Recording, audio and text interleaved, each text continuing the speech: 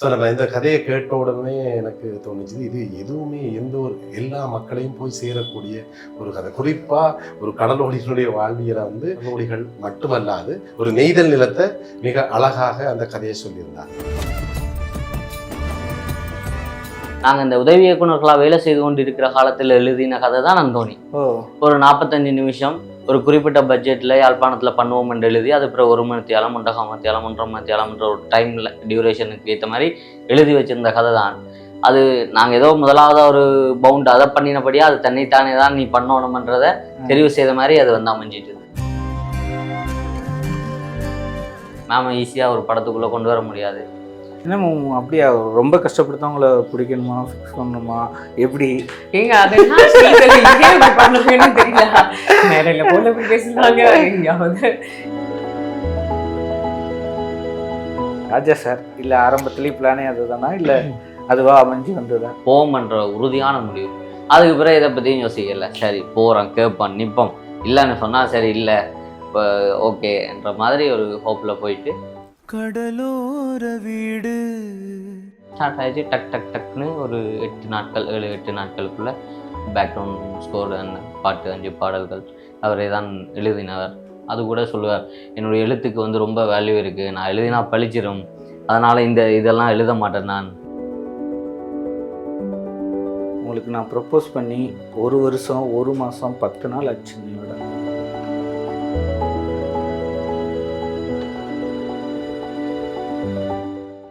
Bremen talkies நேயர்களுக்கு வணக்கம். நான் காவேரி மாணிக்கம். என்னோட இந்த நிகழ்ச்சியில் அந்தோணி டீம் இருக்காங்க. இந்த படத்தோட தயாரிப்பாளர், அது இல்லாமல் முக்கியமான கேரக்டர் நடிச்சக்கூடிய ரமணா சார் வணக்கம். வணக்கம். இந்த படத்தோட இயக்குநர்களில் ஒருத்தரும் என் அன்பு தம்பியுமான ஜெனோசன், அப்புறம் மிக அழகான அன்பான எல்லாத்தையும் தாண்டி பெஸ்ட் பர்ஃபார்மர் பானு மேடம். வணக்கம். வணக்கம். வணக்கம். 1 வருஷம் கழிச்சு பார்க்குறோம். ஓகே. ஸோ அந்தோணி படத்தோட தலைப்பு வச்சு பார்க்கும்போது நான் ட்ரெய்லர் பார்த்ததுலேருந்து இது ஒரு நாயகனுக்கான படம் தான் அப்படின்னு சொல்லுது. ஸோ என்ன படம் இது, எதை பற்றின படம் இது? வணக்கம் அனைவருக்கும். இது ஈழத்துக்கடல், அதாவது யாழ்ப்பாணத்தில் இருக்கிற ஒரு கடலோடி ஒரு மீனவனுடைய ஒரு குடும்ப காதல் கதை, அந்த சமூகத்தில் இருக்கிற வாழ்வியலை பேசக்கூடிய ஒரு படம். அந்தோணி அந்த கேரக்டர், அவரை பற்றி, வின்சென்ட் பற்றி. அந்தோணி என்ற கதாபாத்திரம் அந்த லீடு கயல் வின்சென்ட் நடிச்சிருக்கார். அவர் வேறு கதாபாத்திரங்களில் வேறு படங்களில் பார்த்துருப்போம். இந்த படத்தில் அவர் ஒரு அழகான குடும்பத்தை எப்படி சுமந்து இந்த படத்தில் கன்வே பண்ணுறாருன்ற ஒரு விஷயம் இருக்குது. ஒரு காதல் நாயகனாகவும் ஒரு கடல் நாயகனாகவும் நடிச்சிருக்கார். ஓகே. ட்ரெய்லர் பார்க்கும்போது அதான் அவர் ஏறாத கட்டுமரமே போட்டே இல்லை அப்படிங்கிற அளவுக்கு அவரோட கேரக்டரோட வலிமை புரிஞ்சு. அதே மாதிரி அந்த டயலாக் ரொம்ப சூப்பராக இருந்துச்சு. நங்கூரம் போட்டால் கப்பல் தான் நிற்கும், அலையை நிறுத்த முடியாது அப்படிங்கிற மாதிரி ஒரு டைலாக்கு நல்லா இருந்துச்சு. வானு மேடம், உங்கள் கேரக்டரை பற்றி இந்த படத்தில்? ரொம்ப அன்பாக வாழ்கிற ஒரு வாழ்க்கையில் வர பிரச்சனைகள் இல்லைன்னா எப்படி அவங்க வாழ்கிறது, அந்த மாதிரி ஒரு கதை தான். அப்புறம் அவங்களோட சாதாரணமான சொன்ன ஒரு விஷயம் கூட அவங்களோட ஹஸ்பண்ட்க்கு அது எவ்வளோ இம்பார்ட்டண்ட், அவ்வளோ அழகாக பார்த்துருக்காங்க. ஸோ ரொம்ப மெதுவாக சொன்னால் போதும், எல்லாமே. ஓகே.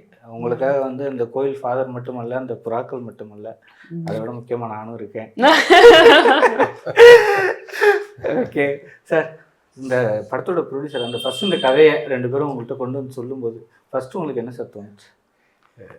அடிப்படையில் எங்களுடைய சினிமாவுக்கான அந்த இண்டஸ்ட்ரின்றது போர் காரணமாகவும் அதன் காரணமாக நம்ம ஒரு பெரிய உலகளாவிய ரீதியில் ஒரு சந்தையை நோக்கிய சினிமாக்களை நாங்கள் செய்யலை.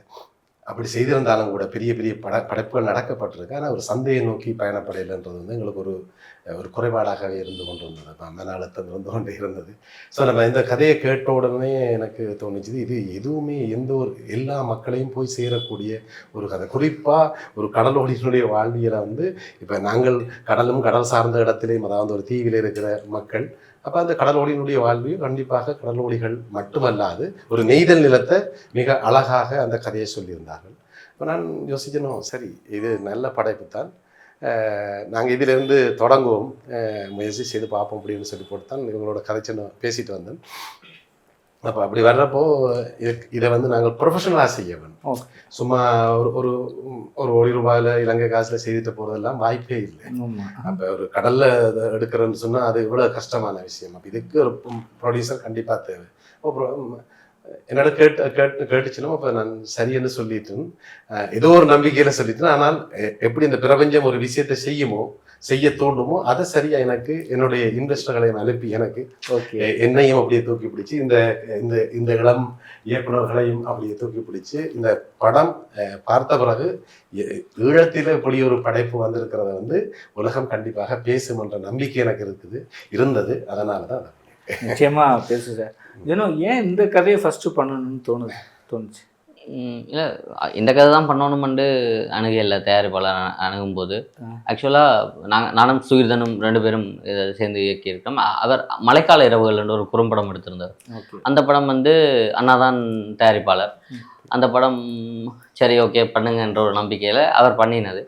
அது பண்ணி அது நல்ல ஒரு அவுட்டாக வந்து நிறைய பேர் அது நல்லா இருக்குன்ற ஒரு விஷயத்த சொன்ன பிறகு அது கொஞ்சம் ஃபெஸ்டிவல்ஸாக போய் ஒரு நம்பிக்கையை கொடுத்தா பிறகு ஒரு முழுநில திரைப்படம் எடுப்போம்ன்ற முயற்சிக்குள்ளே வந்த பிறகு திரும்ப அண்ணாவோட சுகிர்தன் கதைச்சு இது ஸ்டார்ட் ஆகினது. அப்படி ஸ்டார்ட் ஆகும்போது ஒரு 2-3 கதை இருந்தது. அது அண்ணாட்ட சொன்னாங்க, ஒரு சின்ன கொஞ்சம் கமர்ஷியலாகவோ கொஞ்சம் மாட்டாக ஒரு விஷயமா சொன்னாங்க.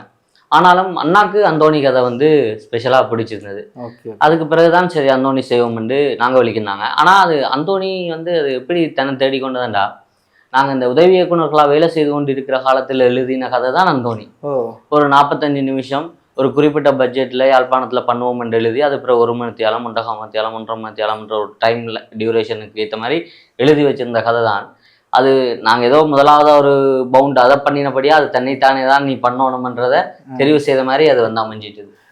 இதில் என்ன வேடிக்கைன்னு சொல்லிச்சுன்னா, முதல்ல அவர் எங்கள்கிட்ட வந்து சந்தை இல்லைன்றது வந்து ஒரு குறைபாடு தானே. நம்ம ஒரு சின்ன ஒரு இல்லை, நாங்கள் இதை வந்து உலகத்துக்கு செய்வோம். ஈழத்தில் இருந்து வர்ற இன்னும் ஒரு ஈழப்படைப்பல்ல, இது ஈழத்திலே இருந்து வருகின்ற உலகத்துக்கான படைப்பு அப்படின்றத நம்ம யோசிப்போம் அப்படின்னு சொல்லி கொடுத்தா சுகிர்தன் என்னோட அடிக்கடி கேட்டுக்கொண்டோம். நான் சொல்லி நீ ஒரு ஷார்ட் ஃபில்ம் ஒன்று செய்து காட்டு, அந்த ஷார்ட் ஃபில்ம் பிடிச்சிருந்துச்சுன்னு சொல்லிட்டு நம்ம பெரிய படம் செய்வோம்னா தான் அதை சொல்லித்தான் அந்த மழைக்கால இரவுகள் செய்திருந்தாங்க. இல்லை குறிப்பாக என்னென்னு கேட்டால் எனக்கு இன்னும் நம்பிக்கையை தந்ததுன்னு கேட்டால், சினிமாவில் இது வரந்தனைக்கும் மிருகங்களை நடிப்பிச்சிருப்பாங்க, பறவைகளை நடிச்சிருப்பாங்க, எல்லாம் செய்யிருப்பாங்க.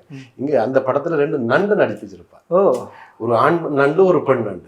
நண்டை எப்படி நடிப்பிக்கிறது, கடல்ல எவ்வளவு நேரம் காத்து கிடக்கணும், அதாவது அந்த காட்சி எடுக்கிறதுன்னு சொல்லி சொன்னா அப்படியே எனக்கு இவ்வளவு எஃபர்ட் போடுறாங்க. அப்போ நம்ம செய்வோம், பெரும்பாலும் கண்டிப்பாக செஞ்சிருவாங்கன்னு சொல்லி போட்டான். ஓகே மேம், எனக்கு தெரிஞ்சு ஃபஸ்ட்டு 2 இயக்குனர் ஃபர்ஸ்ட் படத்தில் நீங்கள் நடிக்கிறீங்கன்னு நினைக்கிறேன். இதானே உங்களுக்கு ஃபர்ஸ்ட் படம்? 2 டைரக்டர்ஸ்? இல்ல guns and Gulaabs Raja DK பண்ணாங்கல்ல, அவங்க 2 பேரும் கூட. ஓகே, இந்த 2 பேரோட டைரக்ஷனில் அடிச்சது எக்ஸ்பீரியன்ஸ் உங்களுக்கு எப்படி இருந்தது? ஒருத்தர் ஓகே சொல்லி ஒருத்தர் ஓகே சொல்லாமல் இருந்திருக்காரா? அப்படியெல்லாம் நடந்திருக்கா சார்? இல்ல இவர் வந்து வெளியெல்லாம் கண்ட்ரோல் பண்ணுவாங்க, அவர் வந்து உள்ளெல்லாம் கண்ட்ரோல் பண்ணுவாங்க. ஸோ இவங்க 2 பேருக்கு நல்ல கோஆர்டினேஷன் இருக்கு. ஓகே, பட் உங்களில் யாராவது ஒருத்தர் சொல்லணும்னா ஜெனோவா சுகிர்தனா, யாராவது ஒருத்தர் சொல்லணும்னா? மோஸ்ட்லி சுகிர்தன் ரொம்ப காமா வந்துட்டு ஏதாவது சொல்றது அதெல்லாம். ஆமா, சீன் பேப்பர் வச்சுட்டு அங்கேயும் வந்து ஓகே இங்க உட்காரும்போது அங்க வந்து மோஸ்ட்லி சுகிர்தன் தான். ஆமா, இப்போ நீ என்ன ரொம்ப மூவ் பண்ணுவியா? இல்ல ரொம்ப மேனேஜர் ஸ்கில் அதெல்லாம் வந்து ஜனோசன், அது சுத்தமா சுகிர்தன் இல்ல.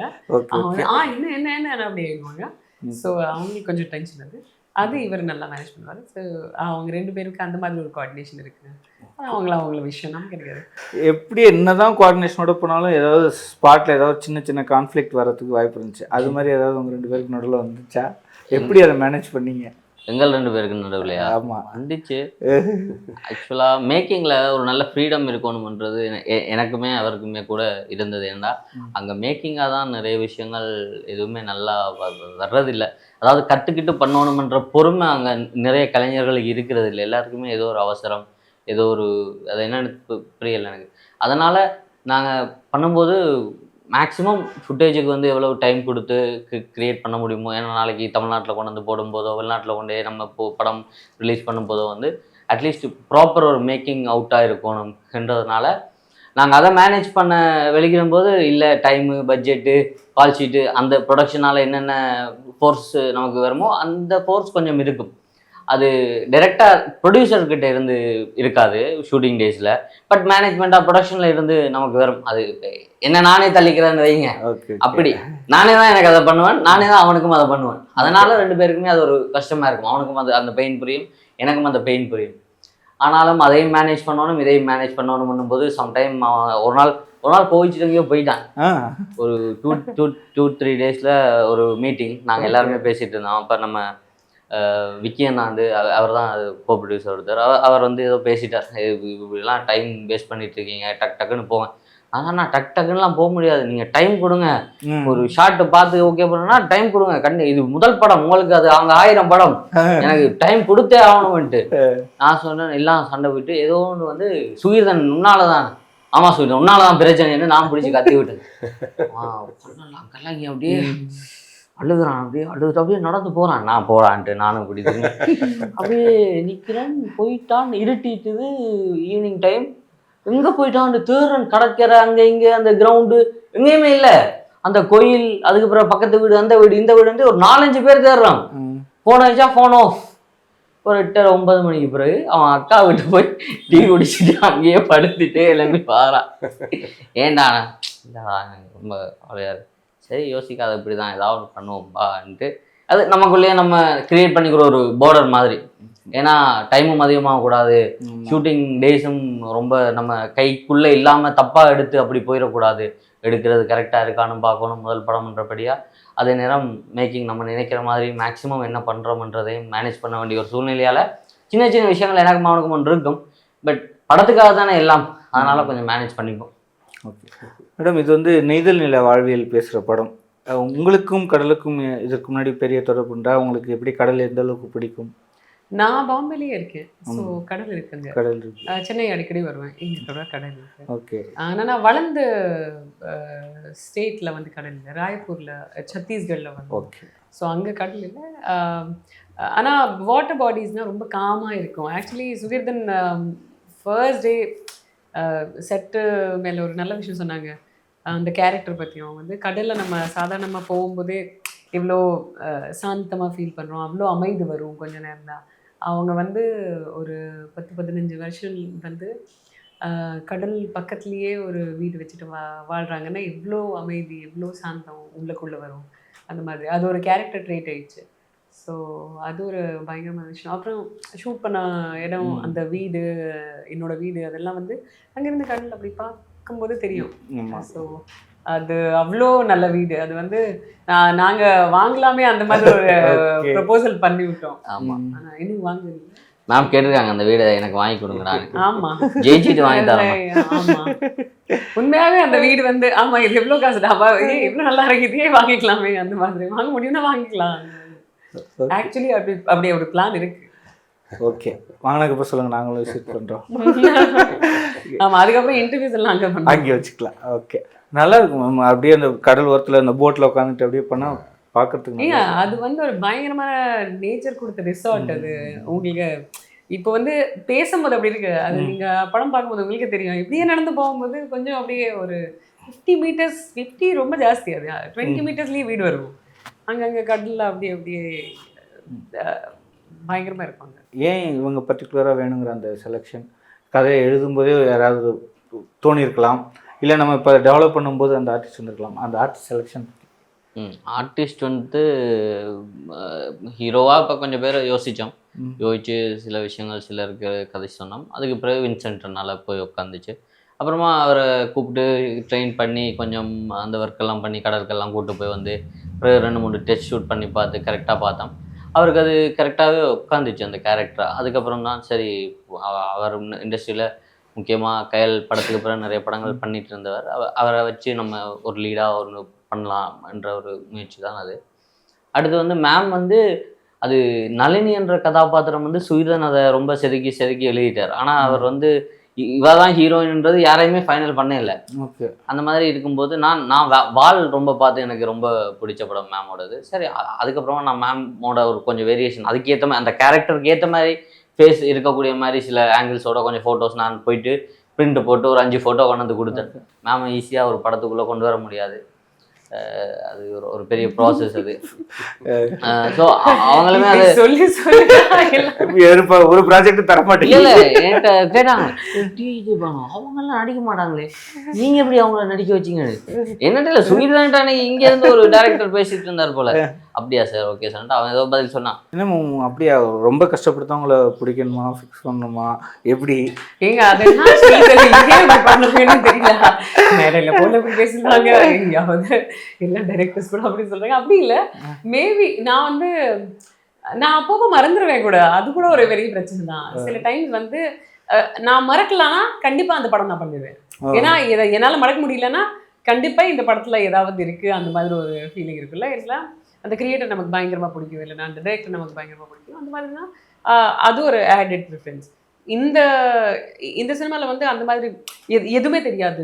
எங்கேயோ ஒரு பக்கத்து நாட்டுல இருந்து ஃபோன் வந்தாச்சு, ஏதோ ஒரு ஸ்டோரி சொன்னாங்க. ஸ்டோரி ஓகே தானே இருக்கு, பட் தெரியலையே என்ன பண்ணுவாங்கன்னு. ஆனா சில திங்ஸ் வந்து அந்த மூமெண்ட்ல நீங்க அப்படி சொன்னீங்க, அந்த மாதிரி பிரச்சனைகள் இருக்கு என்கிட்ட.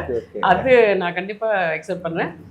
அது எல்லா டைரக்டருக்கு ஃபோன் பண்ணி அந்த மூமெண்ட் இருக்குல்ல, அதை நீங்க எப்படி பர்சீவ் பண்றீங்க? ஏன்னா அந்த ஆன்சர் கரெக்டா வந்தாச்சுன்னா ஓகே அப்போ பண்ணிக்கலாமே. ஏன்னா அது உண்மையாவே வாழ்க்கை தானே. அது இப்போ படம் ரிலீஸ் ஆனதுக்கு அப்புறம் அது வந்து டைரக்டர் ப்ரொடியூசர் ஓட படம், ஓகேயா, வெற்றி அதெல்லாம் அதை நாங்கள் பெருசாக யோசிச்சது கிடையாது இப்போ வரைக்கும். பட் பண்ணும்போது அந்த ஒரு யாத்திரை இருக்குல்ல, அந்த பண்ணும்போதே நமக்கு உள்ளக்குள்ள எப்படி ஃபீல் ஆகும், அதுதான் நம்மளுக்கு சொந்தம். ஸோ அது நமக்கு சரியா கிடைக்கணும்னு எனக்கு ஆசை இருக்கு. ஸோ அது பண்ணும்போது அந்த ஜேர்னி பயங்கரமா இருக்கணும். அது இல்லைன்னா டைம் வேஸ்ட் பண்ண மாதிரி தானே. அது பண்ணாம நான் வீட்லயே பேசாம இருக்கலாமே, ஏதோ புக் படிச்சுட்டு சாப்பிட்டு எங்கேயாவது அதெல்லாம். ஸோ அந்த ஜேர்னி எனக்கு ரொம்ப முக்கியம். அதனால மேபி அந்த பெக்யூலியரிட்டி.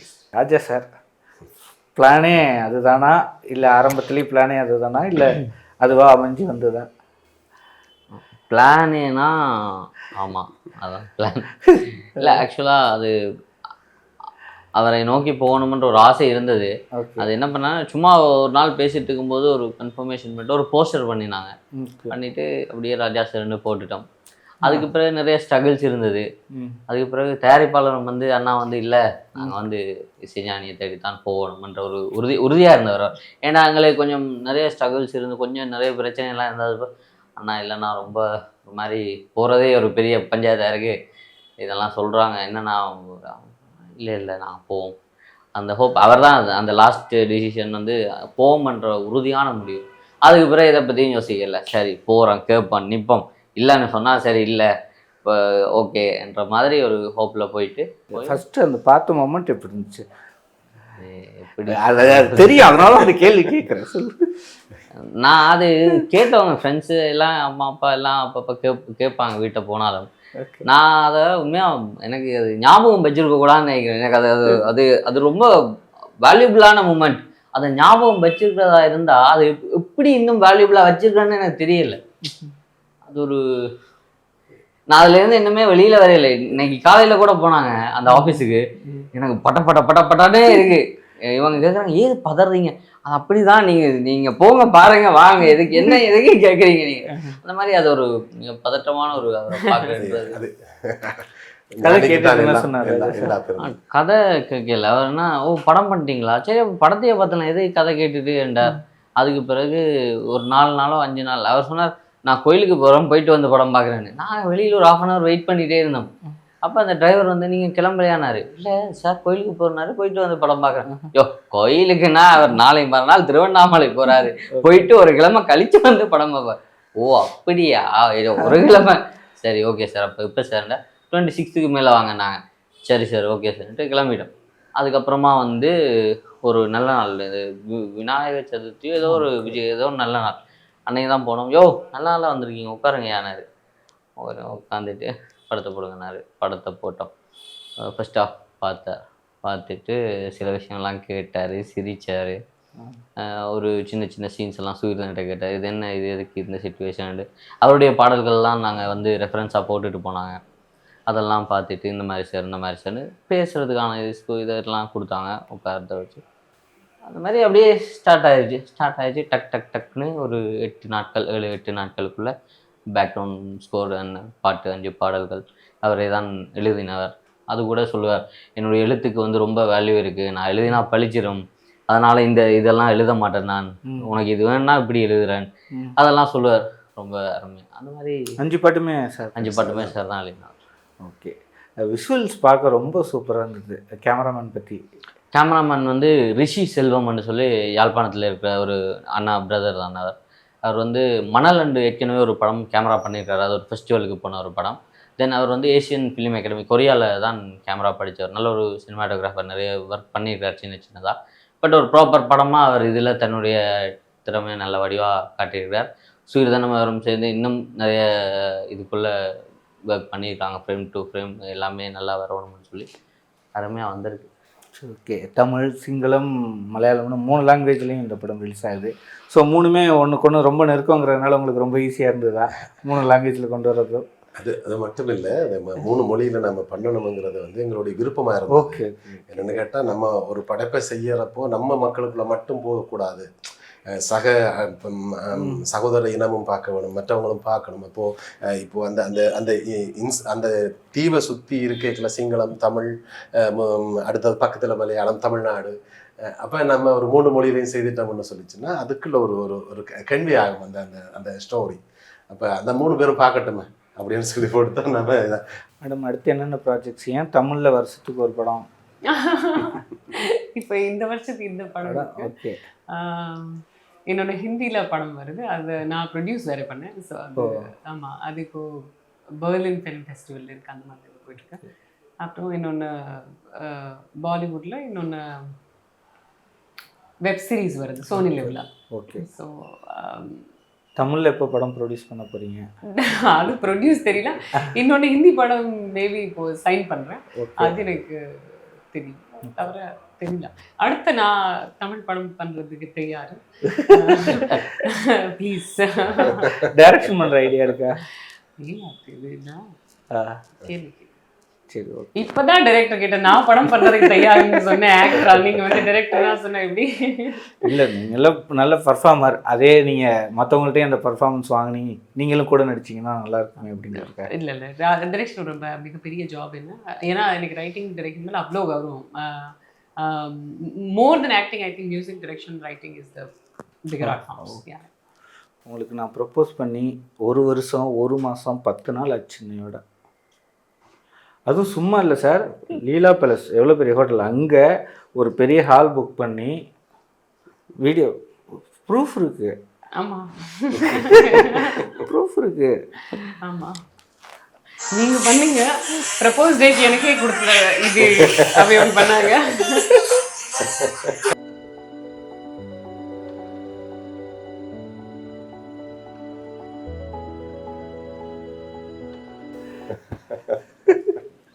ரொம்ப நன்றி. ஆக்சுவலி நான் அன்றைக்கி உங்களை பார்க்க போகிறோன்னா எனக்கு காலைல 3:30க்கெலாம் முழிப்பு வந்துருச்சு. சீரியஸாக எனக்கு நான் கனவுல வேறு வந்துருச்சு. எப்படி முழிச்சேன்னா, நீங்கள் எனக்கு ஓகே சொல்லிட்டீங்க, நான் முழிச்சிட்டேன். என்ன தம்பி, ஓகேவா? இந்த வீடியோ நான் வந்து கொஞ்ச நாள் முன்னாடி தான் திருப்பி எப்படி பார்த்தேன்னா, ப்ரப்போஸ் டே இப்போ இது ஃபெப்ரவரி நடக்கும். ஆமா, சோ அந்த ப்ரப்போஸ் ஏதோ ஒரு டே இருக்குல்ல, அந்த ஒரு ஃபுல்லா வீக் சில பேர் அது இப்படி யாரும் இருக்குல்ல, ஆமா ஆமா, அது எனக்கே அனுப்பிட்டாரு. அப்படியா? ஆமா, and I'm like what to do with it? Okay nice. அந்த மாதிரி. சரி, ஓகே. இந்த படம் பார்க்க வர ஆடியன்ஸ் என்னென்ன விதமான எக்ஸ்பெக்டேஷனோட வரலாம்? அதாவது ஃபீல் குட்டான எக்ஸ்பெக்டேஷன்ஸ் தான். நான் ஒரு சினிமாக்காரனா வந்து எனக்கும் நம்ம நிறைய படம் பார்க்குறோம். சில படம் வந்து நம்ம மனசை வந்து ரொம்ப டவுன் ஆகிடுது. அந்த மாதிரி இல்லாமல் ஒரு ஃபீல் குட்டான படம் பார்க்கணும், அவங்கள என்டர்டெயின் பண்ணணும், இல்லாட்டி அவங்க படம் பார்க்க வர்றவங்கள வந்து கொஞ்சம் சந்தோஷப்படுத்தணும். அந்த மாதிரி இது வந்து ஒரு கனதியான பாரத்தை கொடுக்கும் இந்த படம். அதாவது இந்த படத்தை பார்த்துட்டு அந்த படத்தை பற்றி யோசிக்கிற மாதிரியோ, அல்லது வீட்டை போனால் கூட அந்த படம் நினைவில் இருக்கிற மாதிரியோ, அப்படியான ஒரு கனதி அந்த கனதியை வந்து அந்த மனசுக்குள்ளே இது திணிக்கும்னு நான் நம்புகிறேன். அடுத்து படம் பார்க்க போகிற எல்லாருமே ஒரு ஃபீல் குட்டான ஒரு நல்ல படம் பார்க்க போகிறோம்ன்ற ஒரு ஐடியாவோட போனாலே ஓகே. ஏன்னா இதில் வந்து காதலும் ஒருத்தர் செய்கிற தொழிலை எந்த அளவுக்கு நேசிக்கிறோம்ன்றது தான் இந்த படம் இருக்குது. இப்போ உங்களுக்கு உங்கள் தொழில் எவ்வளவுன்றது ஒரு விஷயம், எனக்கு அண்ணாக்கு மேம்க்கு அந்த மாதிரி அது ஒவ்வொருத்தருக்குமே இருக்கு. ஸோ பர்சனலாக நான் கனெக்ட் பண்ணிடுவேன். அவங்க யாருமே இது நல்லா இல்லை, இது தப்பு, இது கெட்டது, இது ஏன் பண்ணீங்க, இந்த மாதிரிலாம் பேசவே மாட்டாங்க. ஐயோ நானும் என் தொழிலை இப்படி தானே நேசிக்கணும், நானும் என் குடும்பத்து மேலே இப்படி தானே அனுபவிக்கணும், ஐயோ இந்த பிரச்சனை நம்ம வீட்லேயும் ஒருத்தருக்கு இருக்கு, அந்த மாதிரி ஏதோ ஒரு வகையில் அதை கனெக்ட் பண்ணமே தவிர இல்லாமல் பண்ணாது. ஸோ எல்லாருமே ஒரு ஃபீல் குட்டான படம் பார்க்குறோம் என்று தியேட்டருக்கு போய் கண்டிப்பாக பார்ப்போம். ஓகே, நிச்சயமாக. எனக்கு வந்து கவிப்பேரரசு வைரமுத்துல தண்ணீர் தேசம்னு ஒரு நாவல் இருக்குது. அதை படிச்சுட்டு எனக்கு கடல் அவ்வளோ பிடிச்சிருச்சு. நாவல் படிச்சுட்டு நான் போய் அதுக்காகவே கடல் பக்கத்தில் ஒரு 2 வருஷம் குடியிருந்தேன். ஸோ அது மாதிரி இந்த படமும் எனக்கு ஒரு நல்ல ஒரு ஃபீலை கொடுக்கும் அப்படின்னு நம்புகிறேன். அப்பா அவங்க கூடவே இருந்து அவங்க வளர்த்திக்கிட்டு இருக்காரு. ஸோ இந்த படம் பெரிய வெற்றி அடையணும் வாழ்த்துறேன். கண்டிப்பாக. நன்றி நன்றி அண்ணா, நன்றி அண்ணா. கரெக்ட்.